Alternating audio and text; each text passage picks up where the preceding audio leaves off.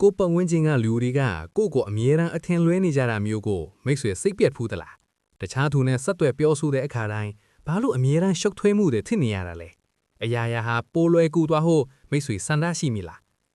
မျက်လုံးကိုကြည့်ုံနဲ့တစ်ဖက်လူရဲ့အသွေးကိုဖတ်နိုင်ရင်စွမ်းရည်တွေအများကြီးတက်တာမှမယ်နော်ကံမကောင်းစွာနဲ့ဒါကတော့မကြခင်မှာဖြစ်လာမှာမဟုတ်ပါဘူးဒါပေမဲ့လူတစ်ယောက်နဲ့ပင်ကိုယ်စရိုက် personality ပေါ်မူတည်ပြီးသူတို့ရဲ့အမူအကျင့်ကိုခံမှန်းတွက်ချက်လိုက်ရရင်နီလန်းတစ်ခုတော့ရှိပါတယ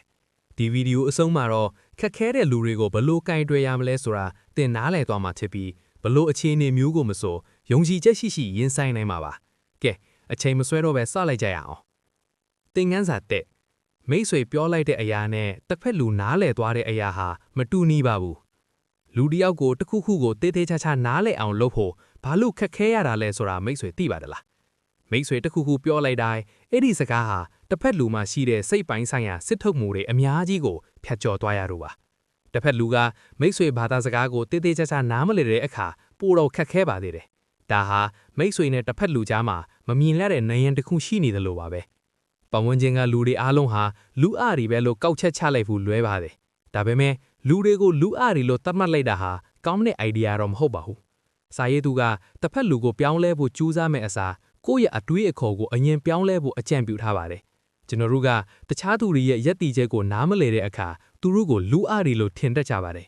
်မိတ်ဆွေရဲ့စကားလုံးတွေကိုတစ်ဖက်လူနဲ့ကိုက်ညီအောင်ညှိနှိုင်းမပြောဆိုဘူးဆိုရင်မိတ်ဆွေဖြစ်စေခြင်းတဲ့အတိုင်းသူတို့စီရောက်သွားမှာမဟုတ်ပါဘူးသင်ခန်းစာ1မိတ်ဆွေဟာပြက်သားပြီးလွမ်းမိုးလို့စိတ်ရှိရင်အယောင်နေဖြစ်ပါတယ်စာရေးသူကလူအမှုချင်းကိုအယောင်၄မျိုးခွဲထားပါတယ်အနီးအဝါအစိမ်းညအပြားပါလှုပ်ရှားဆောင်ရွက်ရတာကိုနှစ်သက်ပြီးအမြဲတမ်းအနိုင်ရင်ခြင်းသူတွေပါစိန်ချမှုရှိတဲ့အလုပ်တွေကိုမကြောက်ပါဘူးသူတို့ဟာအလုပ်ကိုပဲအာယုံစိုက်သူဖြစ်ပြီးပတ်ဝန်းကျင်ကလူမှုဆက်ဆံရေးတွေကိုတိတ်ကြွမစိုက်တတ်ကြပါဘူးအနီရောင်သမားတွေဟာယုံကြည်ချက်လွန်ကဲပြီးတပန်းတို့ရဲ့အကြံဉာဏ်ကိုတိတ်မယူတတ်ကြဘူးသူတို့မှန်တဲ့ထင်ရင်ချက်ချင်းလုပ်တတ်ကြတယ်သူတို့ရဲ့အားနည်းချက်ကတော့တခြားသူတွေဘာထင်မလဲဆိုတာကိုကြွမစိုက်တာပါပဲဒါကြောင့်သူတို့မှာတငယ်ချင်းတိတ်မရှိတတ်ကြဘူးသူတို့ဟာစိတ်တိုလွယ်ပြီးမာနတည်တတ်ကြပါတယ်ဒါပေမဲ့ဘဲနိုင်ကိုအာယုံစိုက်နိုင်စွမ်းရှိတာကြောင့်ခေါင်းဆောင်ကောင်းတွေဖြစ်လာနိုင်ပါတယ်သင်ခန်းစာ3မိတ်ဆွေဟာစကားအယံပြောရင်အယောင်ဝါရဲလို့ဖြစ်ပါတယ်အဝါရောင်သမားတွေဟာပေါင်းတင်ရတာပြောစရာကောင်းသူတွေပါဟာသားဉာဏ်ရှိတယ်တီထွင်ဖန်တီးနိုင်စွမ်းရှိတယ်စကားပြောရတာကိုအလွန်နှစ်သက်တယ်သူတို့မှာပြောစရာပုံပြင်းတွေဟာသားတွေအများကြီးရှိပါတယ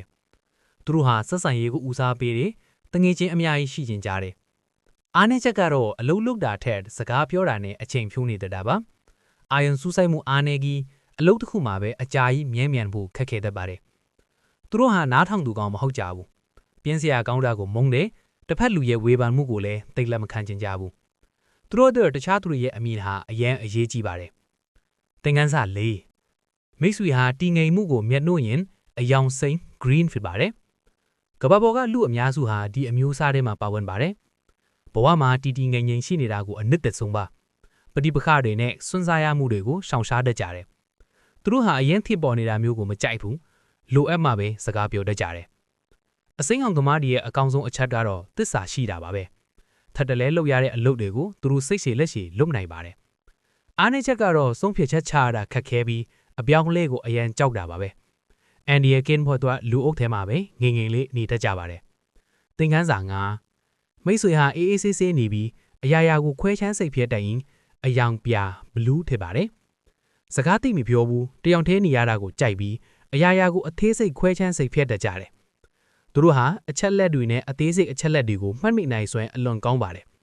်ကျောင်းမှာစာမတ်ချူတေးသေးချာချာထုတ်တတ်တဲ့သူတွေဟာအပြာရောင်သမားတွေဖြစ်ဖို့များပါတယ်သူတို့ကလူမှုရေးထက်အချက်လက်နဲ့ data တွေကိုပဲစိတ်ဝင်စားပါတယ်အားနည်းချက်ကတော့ပြီးစုံလုံးလာ perfectionist ပါပဲအရာရာကိုစနစ်တကျရှိစေခြင်းနဲ့တော်ယုံတန်ယုံဆိုတာမျိုးကိုသူတို့လက်မခံနိုင်ကြဘူးဒါကြောင့်အလုပ်တစ်ခုပြီးမြောက်ဖို့အချိန်အများကြီးယူတတ်ကြပါတယ်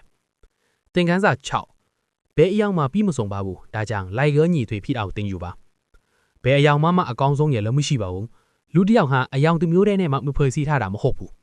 များသောအားဖြင့်လူတွေမှာအယောင်2မျိုးသို့မဟုတ်3မျိုးရောနှိုးနေတတ်ပါတယ်ဒီအယောင်တွေကိုခွဲခြားရတဲ့ရည်ရွယ်ချက်ကတစ်ဖက်လူကိုနားလည်ဖို့နဲ့ကိုယ့်ဘက်ကဘလို့လိုက်လောညီသွေးထိအောင် adapt လုပ်ဖို့လိုအပ်တယ်လဲဆိုတာသိဖို့ဖြစ်ပါတယ်ဥပမာအနီရောင်သမားညညော့ဆုံရင်မာနာချင်းပြိုင်ပြီးပြဿနာတက်နိုင်ပါတယ်အဲ့ဒီအခါကိုယ့်ရဲ့အယောင်ကိုသိပြီးတ တစ်ဖက်လူရဲ့အယောင်ကိုလည်းမှန်းဆနိုင်ရင်ဆက်ဆံရေးကိုပုံမကောင်းမွန်အောင်ထိန်းကြောက်နိုင်မှာဖြစ်ပါတယ်အခုတင်ရောဘယ်အယောင်အမျိုးအစားထဲမှာပါဝင်နေသလဲအောက်က comment မှာပြောပြသွားပါဦး